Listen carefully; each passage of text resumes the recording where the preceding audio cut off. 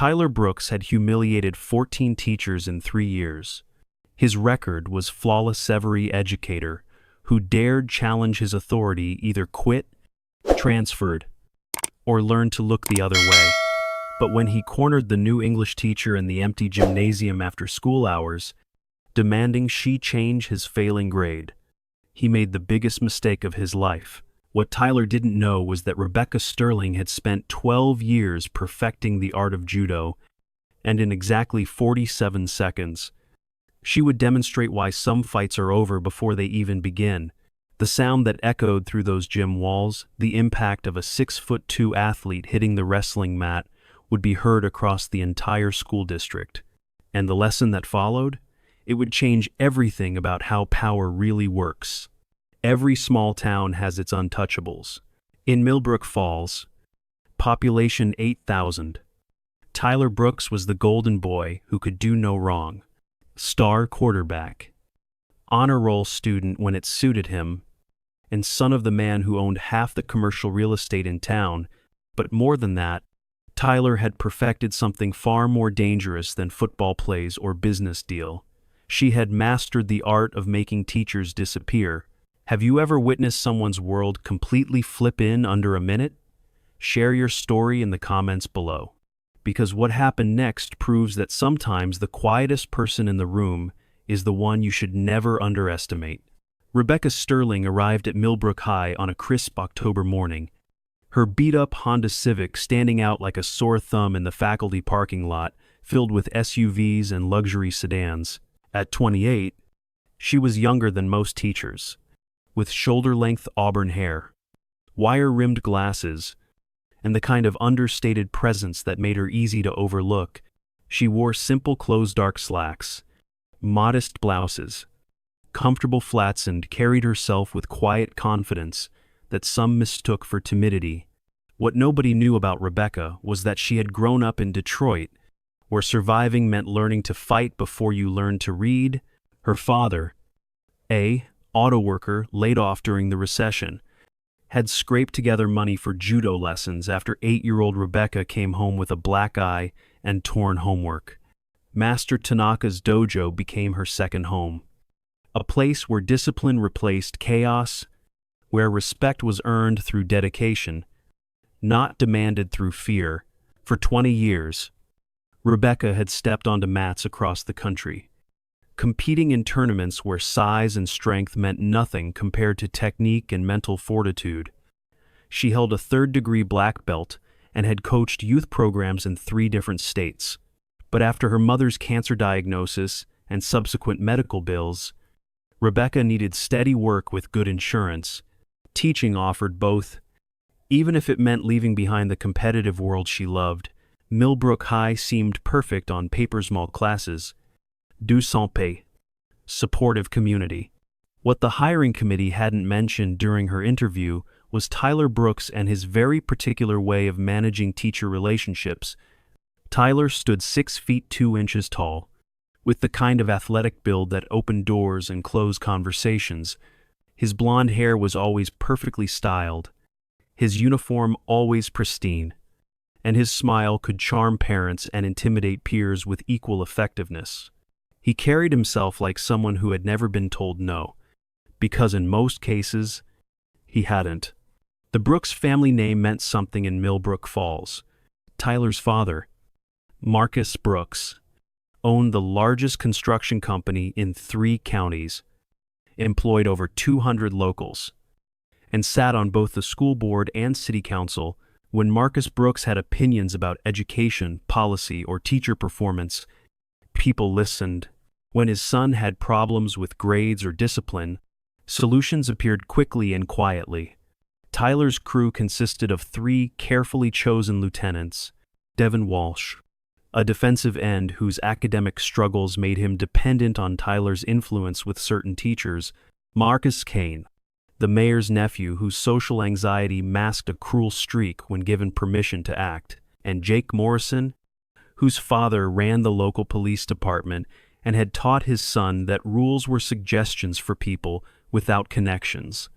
Together, they had refined intimidation into an art form, They never left bruises or created scenes.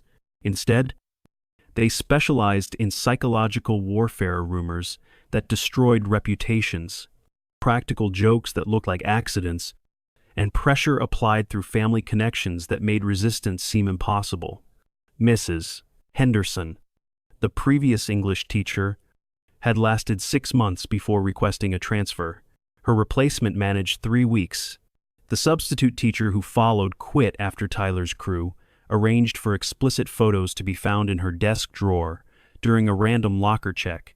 Each victory reinforced Tyler's belief that teachers were just another obstacle to be managed, removed, or controlled. Rebecca's first day passed without incident. She introduced herself, reviewed syllabi, and began assessing her students' skill levels. Tyler attended class but didn't participate, spending most periods texting under his desk or staring out windows with obvious boredom. His crew followed his lead, creating an atmosphere of polite disrespect that other students quickly learned to navigate around. The trouble started on Wednesday. When Rebecca handed back graded essays, Tyler had submitted a paper clearly written by someone else. The writing style was too sophisticated, the research too thorough, and the analysis too nuanced for someone who struggled to string together coherent sentences during class discussions. "Tyler, could you stay after class, please?"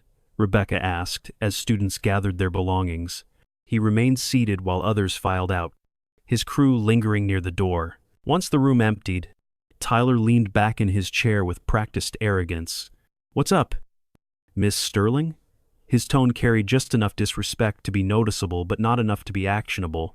Rebecca held up his essay. "This is excellent work.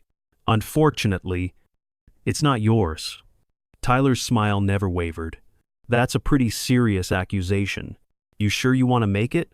I'm giving you a chance to resubmit original work for partial credit. Due tomorrow." Tyler stood slowly, using his height advantage to maximum effect. "See? Here's the thing. My dad doesn't like it when teachers make false accusations against me. Gets him all worked up about lawsuit potential and discrimination claims. Makes life complicated for everyone involved. Every teacher knows this moment when a student crosses the line from disrespect to intimidation.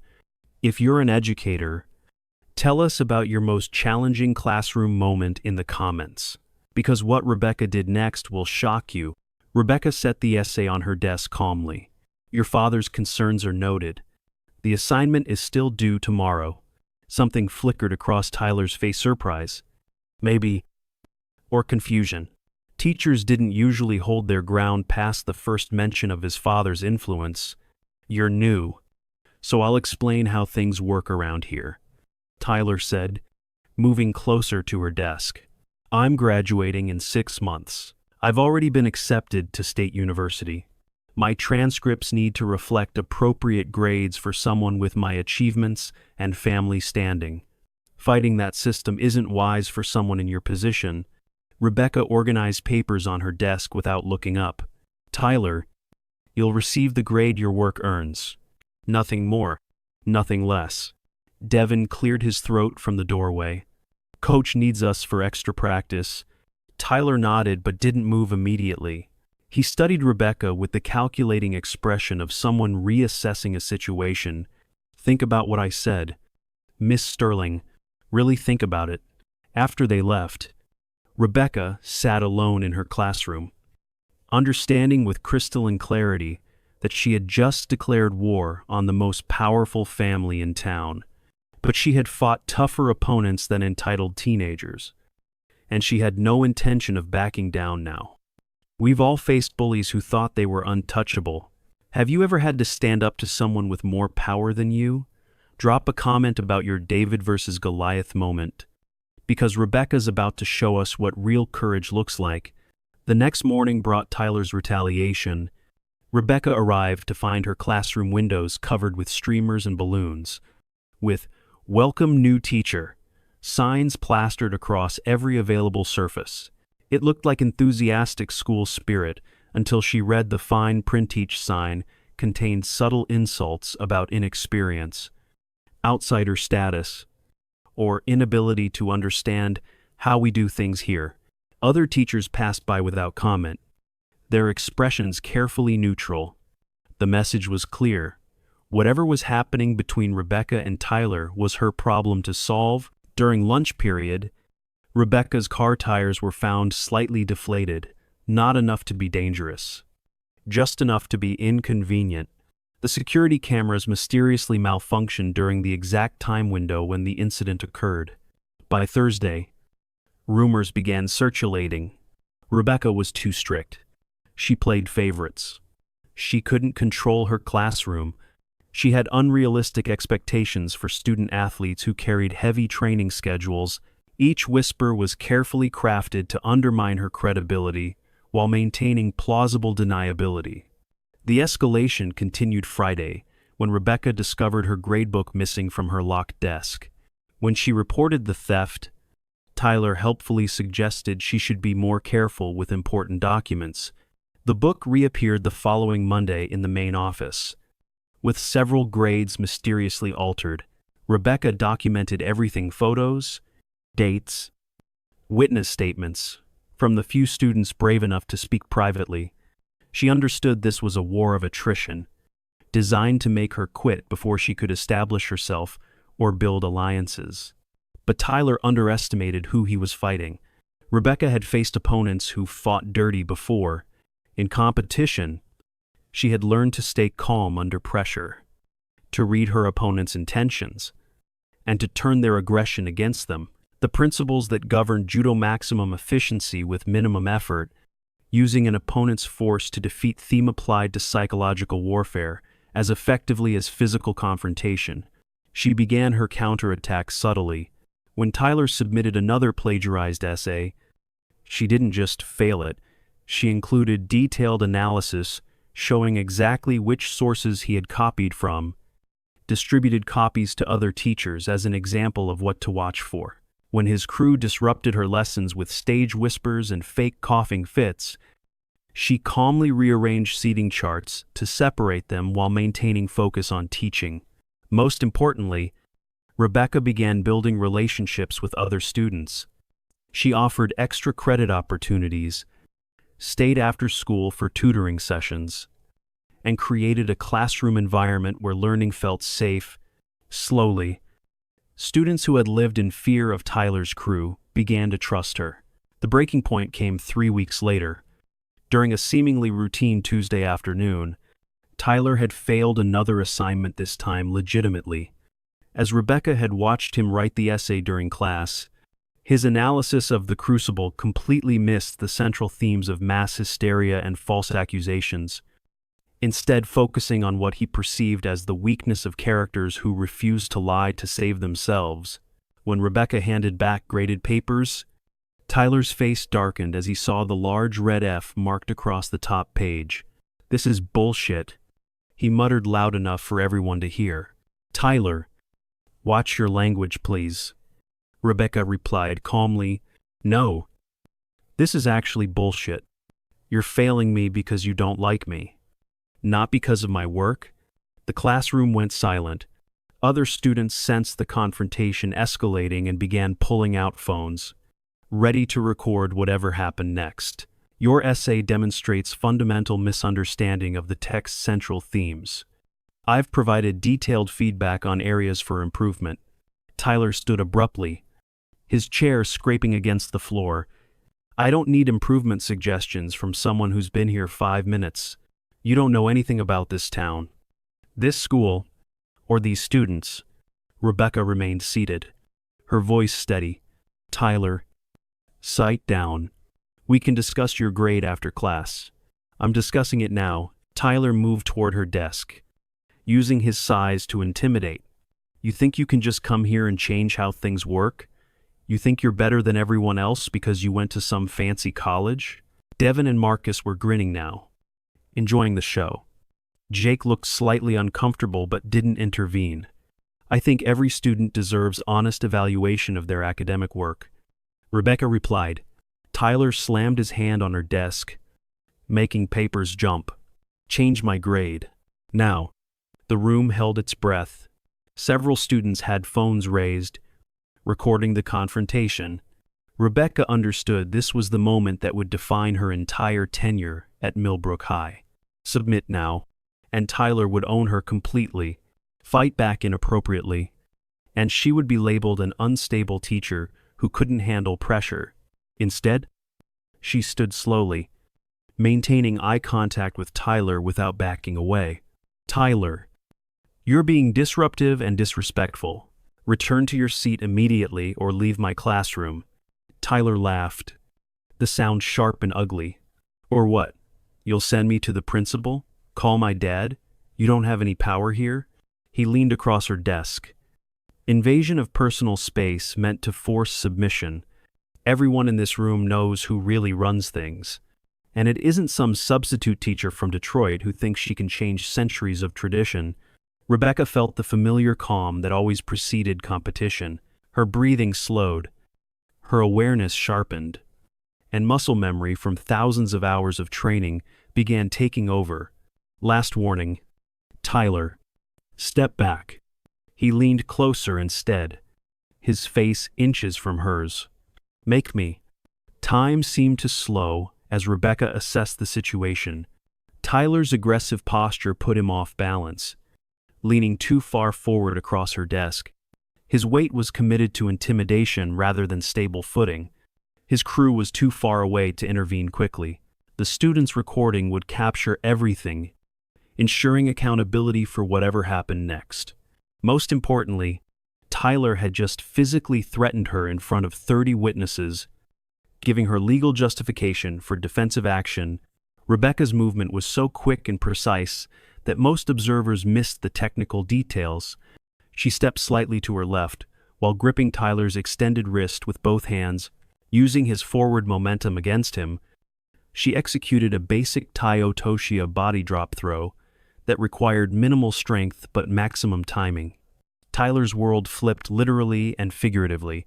One moment he was looming over Rebecca's desk.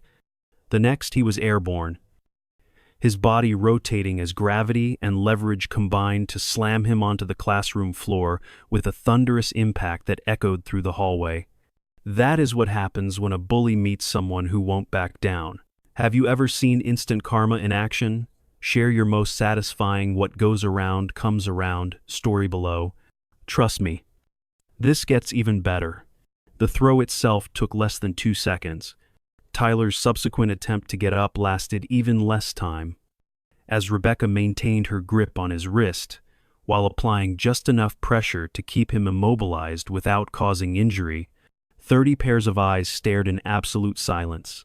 Phones continued recording, capturing the image of Millbrook High's most feared bully, flat on his back, controlled by a teacher who wasn't even breathing hard.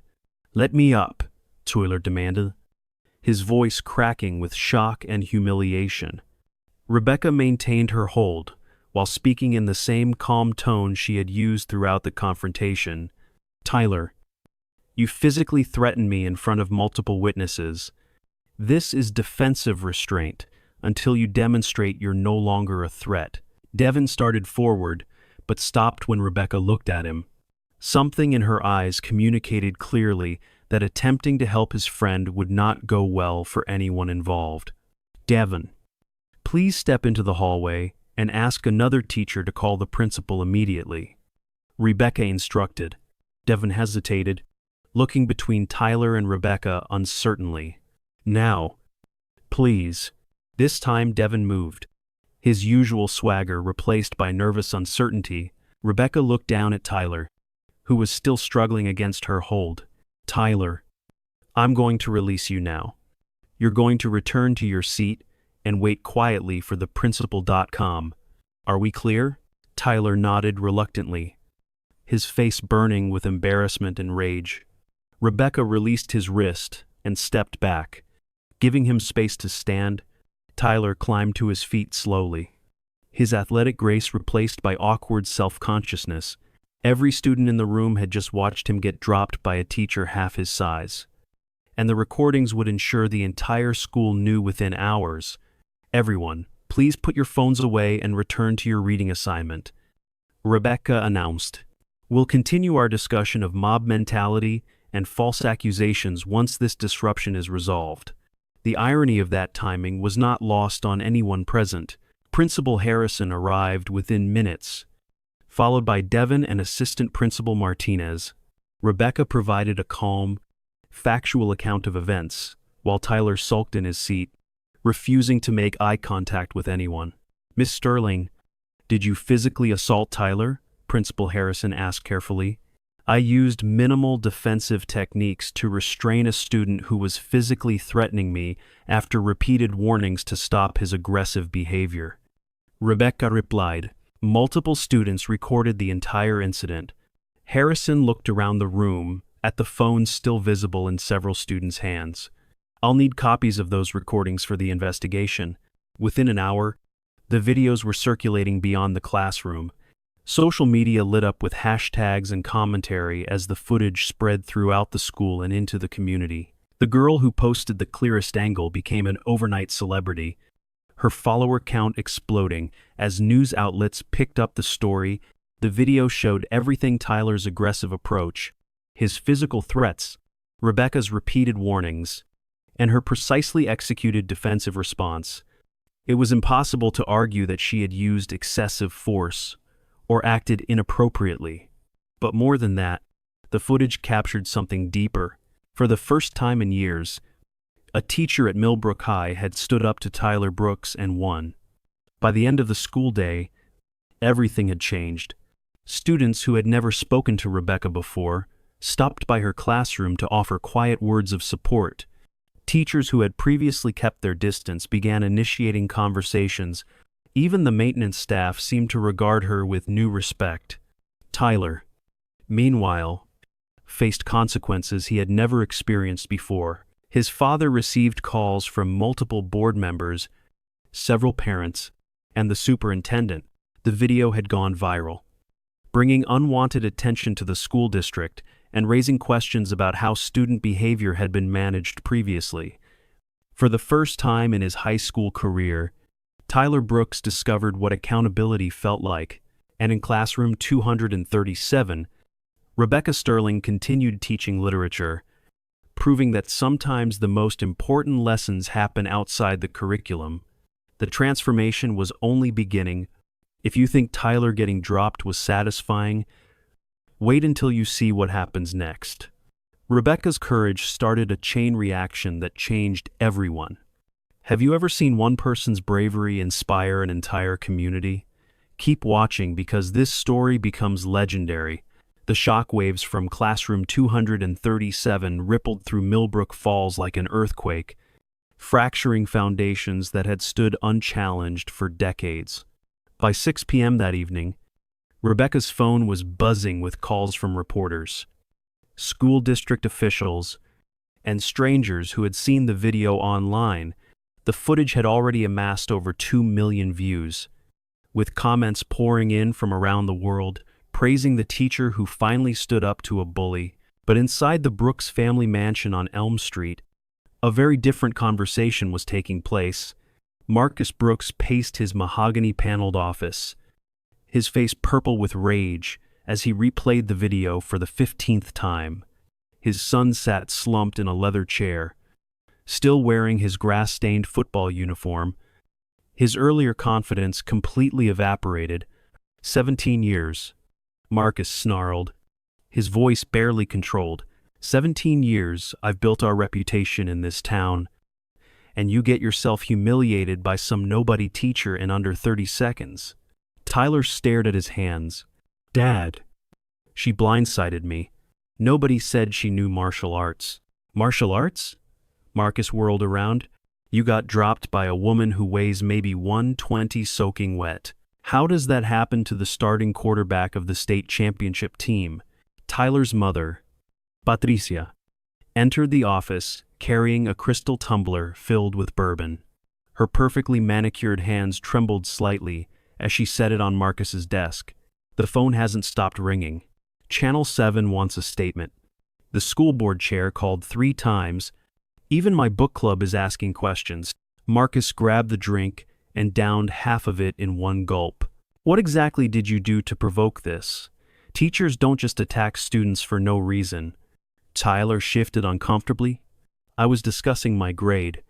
She failed my essay for no reason. And when I tried to talk to her about it, she went crazy. Patricia pulled out her phone and showed them the video again. Tyler, honey, this doesn't look like discussing. You're leaning over her desk, yelling. It looks like you're threatening her. I wasn't threatening anyone, Tyler's voice cracked. I was just trying to get her to listen to reason. Marcus slammed his empty glass down hard enough to crack it. Reason? You want to talk about reason? I've got news for you. Son, every college recruiter in the state has seen that video by now. Every potential business partner I might work with has watched you get embarrassed by a teacher. Every person in this town who has ever resented our family now has ammunition. Tyler looked up with growing panic. What does that mean for my scholarship? Marcus pulled up his laptop and showed Tyler the emails that had been flooding his inbox. State University is reviewing their recruitment decisions in light of recent developments. 3 other schools have already pulled their offers entirely. Apparently, violent behavior and poor character are deal breakers in today's college athletics. The weight of consequence was crushing Tyler for the first time in his life. Everything he had taken for granted, his future, his status, his protection, was crumbling because of 47 seconds in an English classroom. Meanwhile, across town in her modest apartment, Rebecca was experiencing a very different kind of pressure. Her phone rang constantly with interview requests, job offers, and messages of support, but she also received darker communication synonymous threats, demands that she apologize, and warnings about what happened to outsiders who disrupted established order. The knock on her door at 8:30 p.m. was quiet but persistent. Rebecca looked through the peephole to see Principal Harrison standing on her doorstep, his expression grave. Miss Sterling, I apologize for the late hour. May I come in? Rebecca opened the door cautiously. Of course. Is everything all right? Harrison entered her small living room, noting the packed boxes that indicated someone ready to leave at a moment's notice. I'll be direct. The school board is meeting an emergency session tomorrow morning. There are calls for your immediate termination. Rebecca had expected this. I see. And your recommendation? Harrison sat heavily on her couch. That's complicated. Legally, you're completely protected. The video clearly shows self-defense against a physically aggressive student, but politically, he trailed off, rubbing his temples. The Brooks family wants my head. Rebecca finished. Marcus Brooks has been calling board members all evening. He's threatening to pull his construction company's contracts with the district, withdraw his family's donations, and move his business relationships to neighboring counties. He's presenting this as an attack on his son and our community values. Rebecca poured herself a cup of tea with steady hands. What community values exactly? The ones that allow students to intimidate teachers into changing grades? Harrison looked uncomfortable. Between you and me, Tyler has been a problem for years, but he's also been untouchable. His family's influence runs deep, and most people found it easier to work around him than confront him directly. And now, Harrison pulled out his phone and showed her the social media metrics. Your video has been shared 4.7 million times. There are news crews from 3 states driving here tonight. Millbrook Falls is about to be in the national spotlight, and everyone's going to be asking how we let a student terrorize teachers for years without consequences. Rebecca sipped her tea thoughtfully. So, this isn't just about me anymore. No, it's about everything. How we handle bullying, how we protect teachers, how we deal with influential families who think rules don't apply to them. You've forced a reckoning that's been building for years. The emergency school board meeting the next morning drew standing room-only crowds. Local residents packed the auditorium, split between those supporting Rebecca and those demanding her removal. News cameras lined the walls, while reporters live-tweeted every development. Marcus Brooks arrived with 2 attorneys and a prepared statement characterizing the incident as an unprovoked assault on his son. He painted Tyler as a victim of teacher misconduct and demanded both Rebecca's termination and a formal apology from the district, but the board had also received other evidence overnight. Students who had never spoken up before came forward with statements detailing years of harassment, intimidation, and grade manipulation.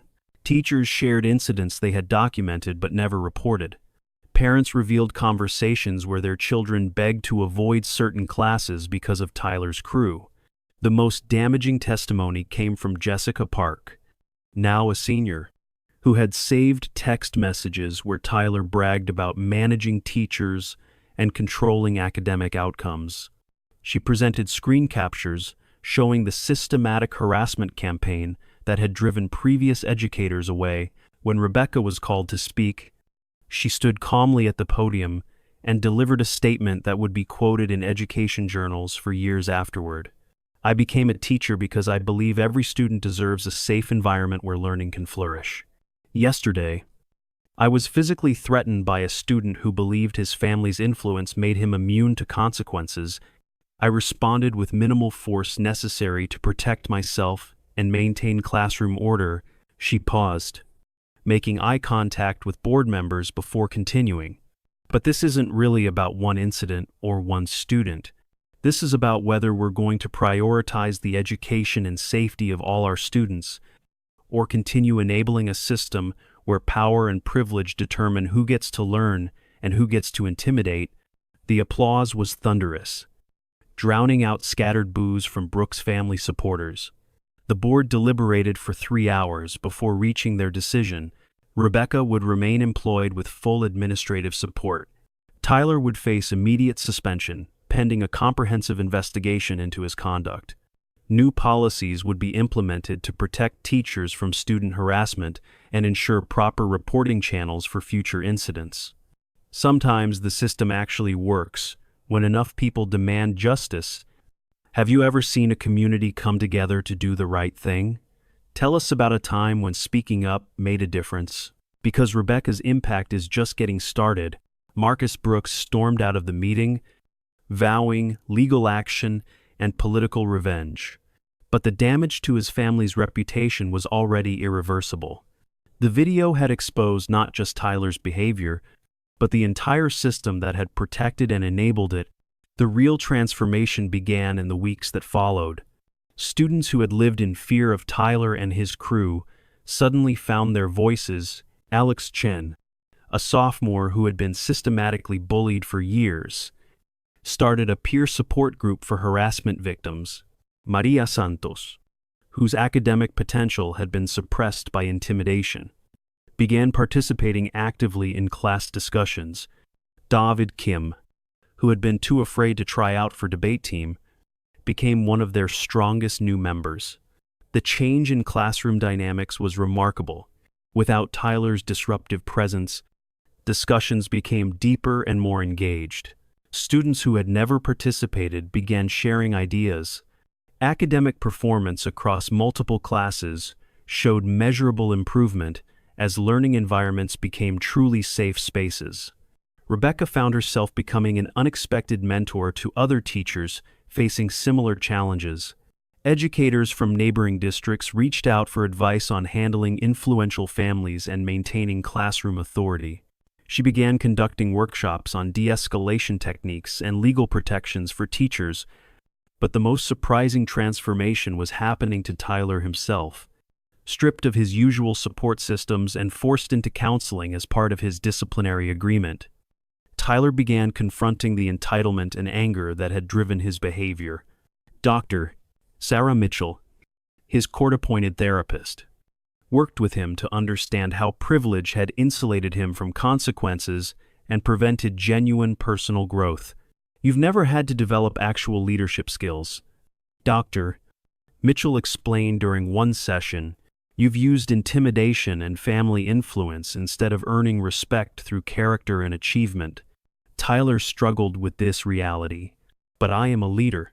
I'm team captain. People follow me. They follow your power, not you personally. There's a difference between leadership and dominance." The sessions were painful but necessary. Tyler had to confront the damage he had caused, not just to Rebecca, But to countless other students and teachers who had suffered under his reign of harassment, part of his rehabilitation involved making direct amends to his victims. One by one, Tyler met with students he had bullied, teachers he had intimidated, and staff members he had disrespected. These conversations were awkward and often emotional, but they forced him to see the human cost of his actions. The meeting with Mrs. Henderson, the English teacher who had transferred to escape his harassment, was particularly difficult. She agreed to speak with him via video call from her new position in another state. "Tyler, you made my life hell," she said bluntly.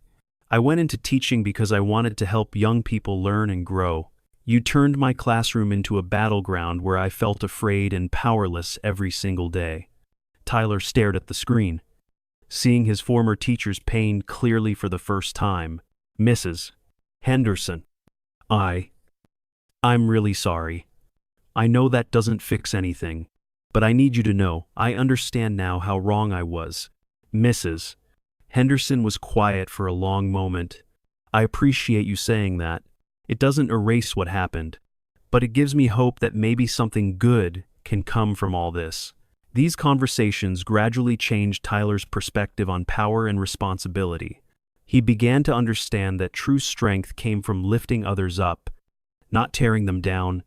Meanwhile, Rebecca's influence continued expanding throughout the school community. She started an after-school program teaching basic self-defense to interested students, emphasizing mental discipline and conflict avoidance, alongside physical techniques. "Judo means gentle way," she explained to her first class of 20 nervous teenagers. "The goal isn't to hurt people, it's to neutralize threats while maintaining control of yourself and the situation." Sarah Walsh, a freshman who had been targeted by upperclassmen, found particular value in the program. "Miss Sterling taught me that being small doesn't mean being helpless. It's about knowing when to stand firm and when to redirect force." The self-defense classes became so popular that Rebecca had to establish a waiting list. Parents who had initially been skeptical found themselves grateful for the confidence and assertiveness their children developed. But perhaps the most significant change was happening at the institutional level. The school board implemented comprehensive anti-bullying policies with clear consequences and proper enforcement mechanisms. They established anonymous reporting systems for harassment and created support structures for both victims and perpetrators. Principal Harrison, energized by the positive changes, began advocating district-wide for teacher protection and student accountability measures. "We've learned that ignoring problems doesn't make them disappear. It just allows them to grow until they explode in ways that damage everyone involved." The ripple effects extended beyond Millbrook High. Other schools began examining their own cultures and policies. Educational conferences featured presentations on the Millbrook model of addressing systemic bullying through institutional change rather than individual accommodation. 6 months after the classroom incident, Tyler Brooks was a completely different person. His athletic scholarships were gone, his college plans derailed, but he had discovered something more valuable than football, success, or family influence: a genuine self-respect earned through personal growth. He started volunteering with youth programs, sharing his story as a cautionary tale about privilege and consequences. His presentations to middle school students were powerful, precisely because they came from someone who had lived the reality of bullying behavior and its ultimate costs. "I thought being feared made me strong," Tyler would tell audiences. "I thought having power over other people proved I was important. But real strength comes from using whatever advantages you have to help others succeed, not to keep them down." Rebecca watched these developments with quiet satisfaction. She had never intended to become a catalyst for institutional changes. He had simply refused to be intimidated. But the results spoke to a deeper truth about how individual courage could inspire collective transformation. The 1-year anniversary of the classroom incident brought unexpected recognition. Rebecca received the state's Teacher of the Year award, not just for her academic excellence, but for her role in promoting safe learning environments. The ceremony was held at Millbrook High, with students, parents, and educators from across the region in attendance. Tyler Brooks was among those present, serving as a volunteer usher for the event.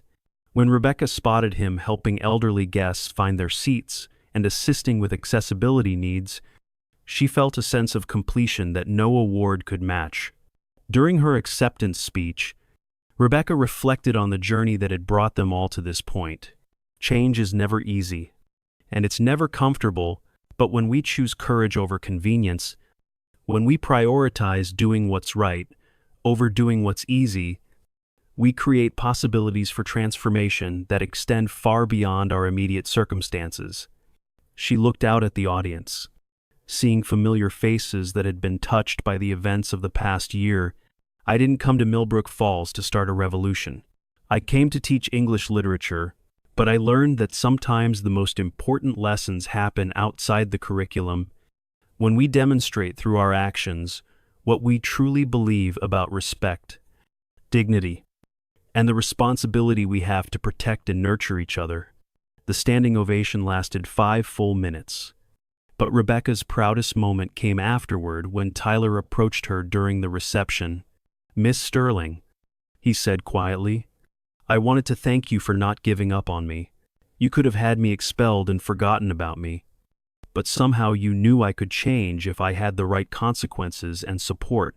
Rebecca smiled. "Tyler, you did the hard work of changing yourself. I just provided a moment of clarity about what needed to happen." Tyler nodded, then surprised her by adding, "I start college next fall, community college. Not the big university I originally planned. I'm majoring in social work. I want to help other kids who are struggling with anger and entitlement issues before they make the mistakes I made." "That's wonderful, Tyler.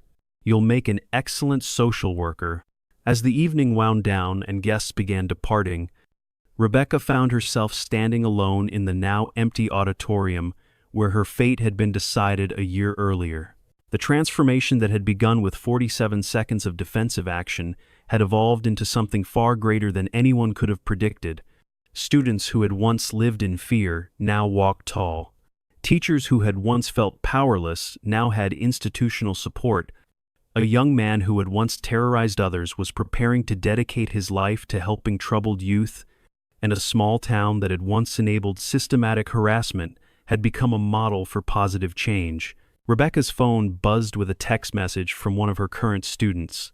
"Miss Sterling, thank you for teaching us that standing up for what's right is always worth it, even when it's scary. You changed everything for all of us." She smiled, pocketing the phone and walking toward the exit. Tomorrow there would be new lessons to teach, new challenges to face, and new opportunities to demonstrate that courage, compassion, and commitment to justice could triumph over intimidation and privilege. The legend of the teacher who stood her ground would be told for generations in Millbrook Falls. But for Rebecca Sterling, it wasn't about becoming a legend, it was about creating a world where no student or teacher would ever again have to choose between their safety and their principles.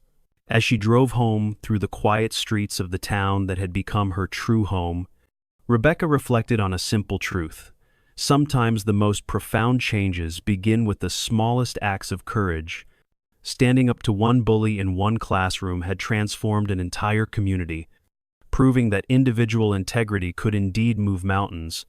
The story that had begun with intimidation and fear had evolved into one of redemption, growth, and hope, and in the end, that transformation touched everyone it reached, creating ripples that would continue spreading far beyond Millbrook Falls, inspiring others to stand firm when faced with their own moments of choice between courage and compromise.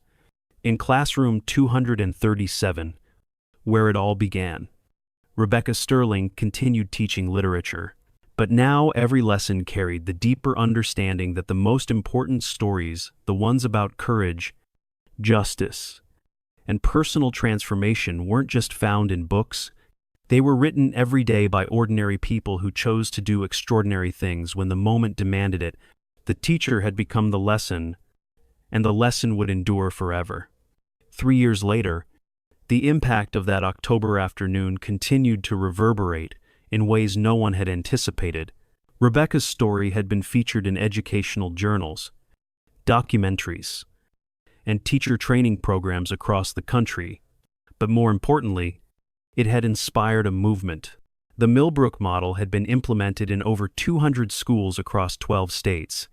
Districts were hiring educational consultants specifically to address systemic bullying and teacher empowerment. Rebecca found herself traveling nationwide, conducting workshops and speaking at conferences, where her message resonated with educators who had faced similar challenges. Dr. Amanda Foster, a researcher at Columbia University's Teachers College, had spent 2 years studying the long-term effects of Rebecca's intervention. Her findings were remarkable. Schools that implemented comprehensive anti-bullying policies coupled with teacher empowerment training saw dramatic improvements in academic performance, teacher retention, and student mental health outcomes. What Rebecca Sterling demonstrated, Dr.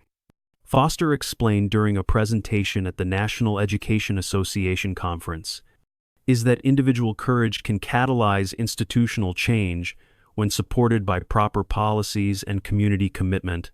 The key is creating systems where doing the right thing is both possible and protected. Back in Millbrook Falls, the transformation had become part of the town's identity. The high school now hosted an annual Courage in Education symposium that drew visitors from around the world. Local businesses had embraced the story as part of their marketing, promoting values of integrity, accountability, and standing up for what's right. Tyler Brooks had indeed become a social worker, specializing in adolescent behavioral intervention. His unique perspective, having been both perpetrator and reformed advocate, made him exceptionally effective with troubled youth. Plot twist nobody saw coming. The bully became the healer. Do you believe people can truly change? Share a story of someone who completely turned their life around, because this transformation will give you chills. He often spoke at schools about the seductive nature of bullying behavior and the hollow satisfaction it provided. I thought intimidating people made me powerful. Tyler would tell audiences of teenagers who reminded him of his former self. But real power comes from helping others find their strength. When you tear someone down, you're really just revealing your own weakness and insecurity. His transformation had been so complete that he was eventually hired by the same school district where his reign of terror had once flourished. Working as a guidance counselor, Tyler became the person students sought out when facing harassment or struggling with anger management issues.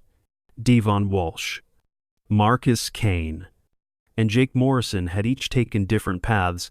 Devon had struggled academically after losing the protection Tyler's influence provided, but eventually found success in vocational training and now ran a successful auto repair business. Marcus had channeled his anxiety into advocacy work, becoming a peer counselor for students with social anxiety disorders. Jake had joined the military, where structure and discipline helped him develop genuine leadership skills. Each of them had, at various points, reached out to apologize to students and teachers. They had helped terrorize. The process was part of their own growth and healing, but it also provided closure for many of their former victims. Rebecca's influence extended beyond anti-bullying initiatives. Her integration of self-defense principles into literature and life skills education had sparked innovative teaching methods being studied by educational researchers. Students weren't just learning to analyze texts, they were learning to analyze power dynamics, recognize manipulation tactics, and develop emotional resilience. Maria Santos, the freshman who had found her voice in Rebecca's self-defense classes, was now a senior and captain of the debate team. She had been accepted to Harvard University with plans to study law, specifically focusing on educational equity and civil rights. Miss Sterling taught me that being quiet doesn't mean being weak. Maria reflected during her valedictorian speech. Sometimes the strongest people are those who choose their battles carefully and fight with intelligence rather than aggression. She showed us that defending yourself isn't about violence. It's about refusing to accept treatment that diminishes your dignity. The ripple effects had reached the Brooks family as well. Marcus Brooks, initially bitter about his son's public humiliation, had gradually come to understand the deeper issues at play. After attending several of Tyler's presentations about redemption and accountability, Marcus began examining his own role in creating the entitled attitude that had nearly destroyed his son's future. He established a scholarship fund for first-generation college students, specifically targeting kids from working-class families who showed academic promise but lacked financial resources. The irony wasn't lost on anyone that Marcus Brooks was now actively working to level playing fields he had once tilted in his family's favor. I raised Tyler to believe his success depended on keeping others down. Marcus admitted during a town hall meeting about educational equity, Rebecca Sterling showed us all that real success comes from lifting each other up.